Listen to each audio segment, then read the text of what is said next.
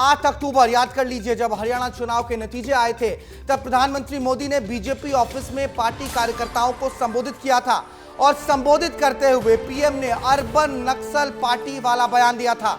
अब इस पर कांग्रेस की तरफ से पलटवार आया है। पीएम ने कांग्रेस को अर्बन नक्सल की पार्टी कहा था और अब पीएम के बयान पर खड़गे ने जवाब दिया है। खड़गे ने बीजेपी को टेररिस्ट पार्टी कहा है।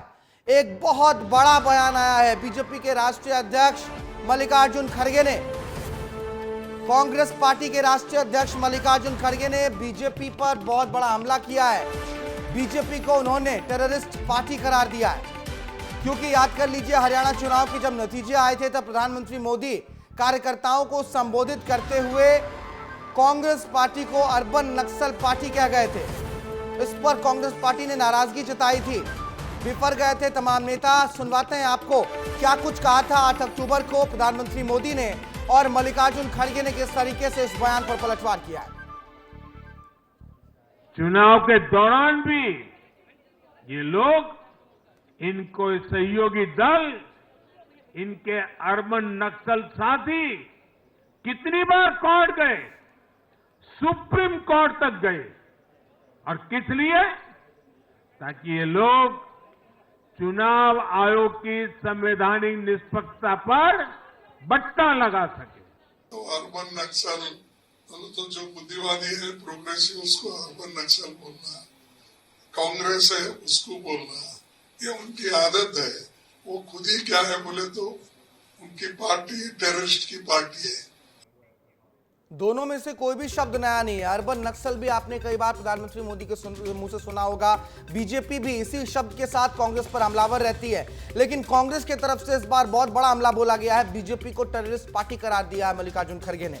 चलते हैं दिल्ली, हमारे सहयोगी राकेश चौधरी हमारे साथ जुड़े हुए हैं। राकेश, एक बार फिर से त्योहारों के मौसम में ये बहुत बड़ा विस्फोट किया है, बयानों के जरिए ही सही, लेकिन मल्लिकार्जुन खड़गे बिफर गए हैं बीजेपी पर, टेररिस्ट पार्टी करार दिया है।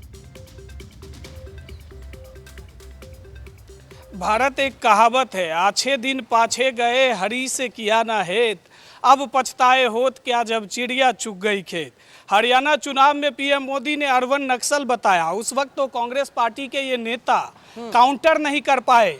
बीजेपी ने राज्य में सरकार बना लिया। अब जब चुनाव खत्म हो चुका है, आने वाले 2-4 महीने बाद कहीं चुनाव है, तो अब मल्लिकार्जुन खड़गे ये बयान देते हैं कि ये बीजेपी जो है टेररिस्ट की पार्टी है, टेररिस्ट ऑर्गेनाइजेशन चलाती है और यहाँ जो है भ्रष्टाचार का खेला होता है। तो पीएम मोदी जब हरियाणा पहुंचे थे तो उस वक्त कहाँ गए थे ये नेता भारत? तो अब बयान देकर क्या फायदा? कांग्रेस को उस वक्त काउंटर करना चाहिए था, मल्लिकार्जुन खड़गे को उस वक्त काउंटर करना चाहिए था, ताकि जनता उनके पाले में ज़्यादा से ज़्यादा संख्या में पहुंचते और हो सकता था कि कांग्रेस की राज्य में सरकार बनती। लेकिन कांग्रेस ने ऐसा नहीं किया। अब जब सब कुछ मामला शांत हो गया है, अर्बन नक्सली भी कह दिया गया था, अब जो है टेररिस्ट की पार्टी कहा जा रहा है, तो ये थोड़ा सा खेल जो है वो समझ में नहीं आता है, ना तो आम जनता को और ना ही एक पत्रकार के नाते मुझे। कांग्रेस पार्टी भले ही अर्बन नक्सल वाले बयान को एक मुद्दे के तौर पर ना बना पाई हो, लेकिन बीजेपी ने इसे आड़े हाथ लिया है। टेररिस्ट पार्टी घोषित कर देना। बीजेपी इस देश की सबसे बड़ी पार्टी है, सत्ता में है, तीसरी बार जनता ने इसको अपने जनमत से सरकार में बिठाया है, और किसी पार्टी का राष्ट्रीय अध्यक्ष इस तरीके से बोले कि टेररिस्ट पार्टी है, टेररिस्ट बनते हैं, इसमें यह बहुत बड़ा बयान है और निंदनीय बयान है। बिल्कुल बिल्कुल भारत, ये बहुत बड़ा बयान है। और जो पार्टी देश का सबसे बड़ा पार्टी है, बीजेपी की बात अगर होती है तो बीजेपी के कार्यकर्ता गांव देहात से लेकर शहर तक में है।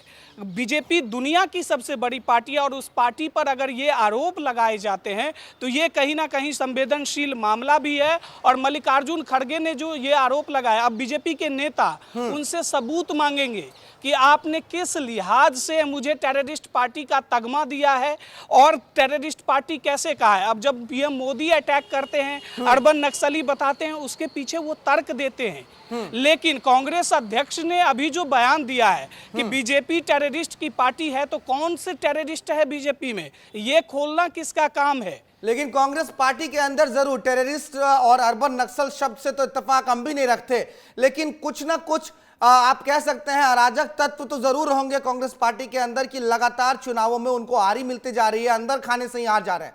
बहुत शुक्रिया राकेश तमाम जानकारी साझा करने के लिए।